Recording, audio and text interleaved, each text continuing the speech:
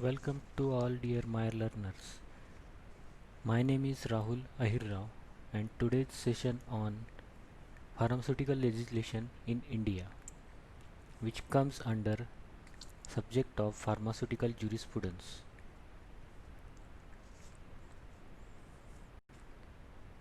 So let us see first what is jurisprudence. Jurisprudence is the Latin word made up of juris and prudence. Juris means the law and prudence means the knowledge. As you see two images, juris means the law which is compulsory, which should be followed. There is no option other than follow.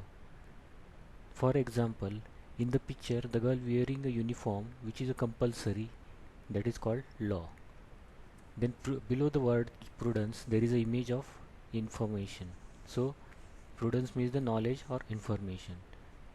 So this means that jurisprudence is the branch of pharmacy which deals with knowledge of law related to drugs and pharmacy profession. So within this subject of jurisprudence we will see various laws and penalties. You can see in the picture the law. When example of law is when you drive a car or bike, you must have to carry the license. So that is called law or rules. If you do not carry the license while driving a vehicle, then you have to pay fine to the government for breaking the law. So in the language of law or jurisprudence, the fine we call it as penalties. Similarly, we will see what are the laws and penalties in pharmacy in this jurisprudence subject.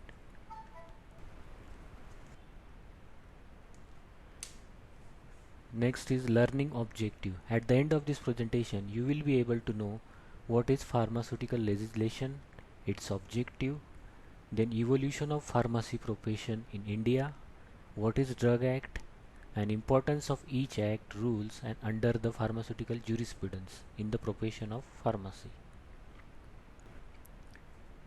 So what is legislation? Legislation is the process of making law, is called legislation. So legislation is the law intents for regulation and control of various aspects of life. So law which control and regulate the various aspects of life. These aspects might be social, economical and political. For example, Janta curfew or corona related lockdown declared by government.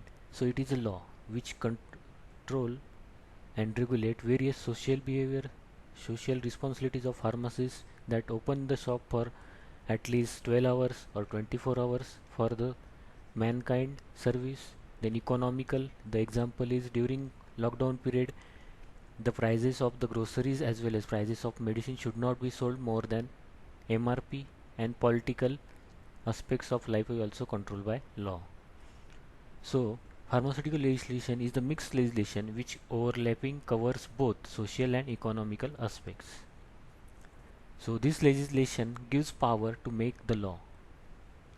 So legislation is the process of making law. So this gives the power to make law. So the question comes in your mind, guys, that why law is important in pharmacy, why it is needed, what is the importance of law in pharmacy? Because our role is to manufacture a drug or sell a drug. So why there is need of law? For that I have to answer. Before I have to give answer, you can go through the question, that is, in 2020 can world's COVID infection control sufficiently by only medicine? So what other thing is done by various countries of the world? Think over it. Only medicine will not work, right? So what they do, they apply law like lockdown period for 1 month, then 2 months, 3 months. So with the help of law and medicine the infection is controlled. So this is the importance of law in the pharmacy profession. So this is one of the example of importance of law in pharmacy profession, to maintain the standard of the drug, to maintain the social responsibility, to maintain the health of the society. So what are the objectives of legislation?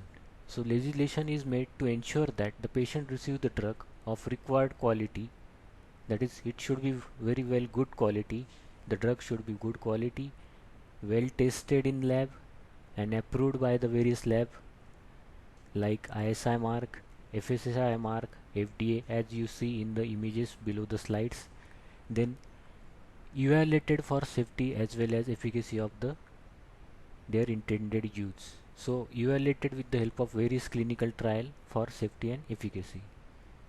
Then pharmaceutical legislation is associated with the mainly health of the society. So these are the two objectives of the legislation.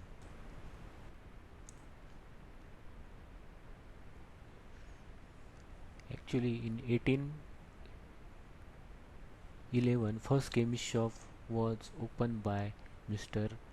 Bathgate, who came with East India Company in Calcutta, and after 100 years, that is 1910, started manufacturing of tinctures and spirits, which is mentioned in fifth point. So in between that, in 1821, another firm is started by Smith and Co. as a apothecary shop. We also called it as a storehouse shop, and started manufacturing in 1918. Also in 1901, Bengal Chemicals and Pharmaceutical Works, a small factory, was started in Calcutta by Acharya R.C. Ray. Later in 1903, Professor T.K. Gajjar opens small factory at Parel, Mumbai, for development of pharmaceutical units, and Alembic Chemical Works Limited at Baroda.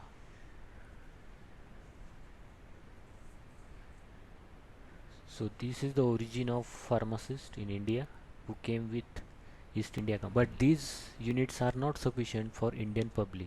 Hence most of the medicines are imported from outside India, that is UK, United Kingdom, France and Germany. But after First World War, most of the imported drugs becomes cheaper, so the in-house local drugs in India and the imported drugs from outside the India, their competition becomes increase, and it is the drugs becomes unhealthy and flooded with the inferior and substandard and even harmful drugs. So market is filled with the substandard drugs. Situation is observed by government of India, and they set up and appoint by Indian government in 1931 a drug inquiry committee. The committee chairman was Lieutenant Colonel R.N. Chopra. That committee also called the DEC committee, that is Drug Inquiry Committee or Chopra committee. The committee was asked to mark inquiries in the said matter and then mark recommendation for smooth control of manufacture import.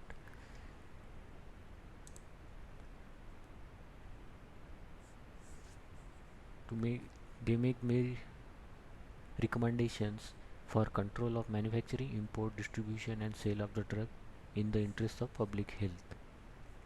Drug Inquiry Committee gives some recommendations. About 19 recommendation is given by them. Out of that, only 3 important recommendation we will see. The formation of PCI, that is Pharmacy Council of India, which is controlled by central government India, and SPC, that is State Pharmacy Council of India, which is controlled by each state of the country. So these councils look after education, training professionals of the pharmacist and maintain the names of and address of registered pharmacists. Second recommendation of Drug Inquiry Committee is creation of drug control departments at center and in all state. And third recommendation, establishment of well-equipped central drug laboratory. Then next is we will see Drug Bill Act. So after this recommendation, because of reluctant approach of government towards the implementation of these recommendations of DEC, public pressurized the government. So because of delayed nature of the government, the public pressurized the government. Ultimately, in 1937, import of drug bill was introduced in the assembly, but that rule or that act not covered the manufacture, sale and distribution of drug in the drug act bill. Hence, the DEC, that is Drug Inquiry Committee, forced government to include all the aspects of manufacturing, sale, distribution in the drug bill. Hence, 1940 the drug bill was again introduced and amended, and that bill was passed in 1940. Present Drug and Cosmetic Act is the improved version of Drug Act 1940, and it covers provisions related to drug, cosmetic, Ayurvedic, Unani, homeopathic medicines. So number of improved versions done, and finally the Drug and Cosmetic Act is come. So what is the objective of the final Drug and Cosmetic of today's act is to control import of the drug from out of the India. If you want to purchase a drug into the India, so that control by Drug and Cosmetic Act. Then manufacturing of drug inside the India, it is also controlled by this act. Then distribution of that drug within the India and sale of the drug within the India. Also these are applicable also cosmetics. So Drug and Cosmetic Acts cover these things. So this is the objective of Drug and Cosmetic Acts. Then central government has made many rules for the same and presented the Drug Cosmetic Acts and the 1945. These acts and rules were amended from time to time. So after independence in 1947, Government of India launched various acts as per the recommendations of Drug Inquiry Committee. Some of them are Pharmacy Act comes in 1948. The purpose of this act to maintain standard of the pharmacy. Then next act comes is the Drug and Magic Remedy Act 1954 to control and prohibit magic remedies within India. Then Medicinal and Toilet Preparation Act comes in 1955 to control alcohol use within India by applying excise duty. Then the Drug Price Control Order comes in 1995 to maintain the production, distribution and fair price of the medicine. And the Narcotic Drugs and Psychotropic Substance Acts comes in 1985. Indian Patent and Design Act comes in 1970. So number of acts comes after the independence. So let us see the summary. The meaning of jurisprudence is knowledge of law. Legislation means the process of making a law. The objective of the legislation is to ensure the drug of good quality, well tested and evaluated with the safety and efficacy for intended use. Then we also see 1931 the Drug Inquiry Committee has been set up to maintain the standard or to control the manufacturing, import, sale of the drug. So Drug Inquiry Committee recommends 19 recommendations. Out of that 3 recommendations are formation of State Pharmacy Council, then Pharmacy Council of India, then Central Drug Laboratory and DCD, that is Drug Control Department.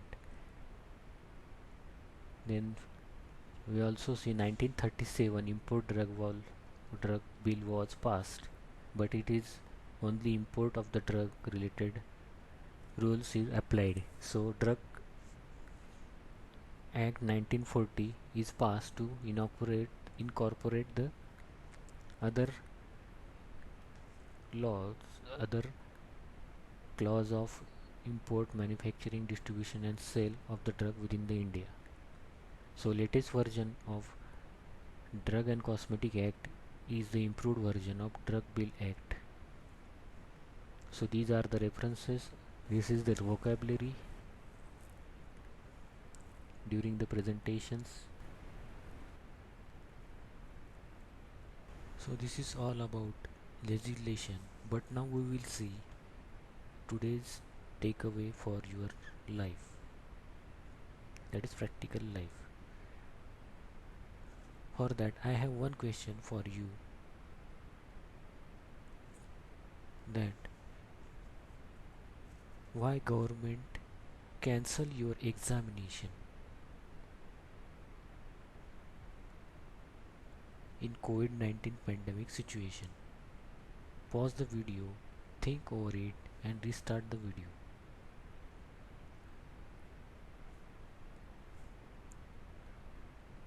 Only for your health government cancel your examination, right? So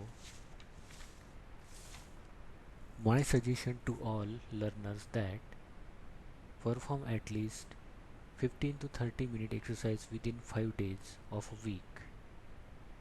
You may include yoga, pranayam and exercise into it, because your health is prime importance than you passed, you failed, you got distinction or you are getting topper in your examination is the secondary part unless you have life.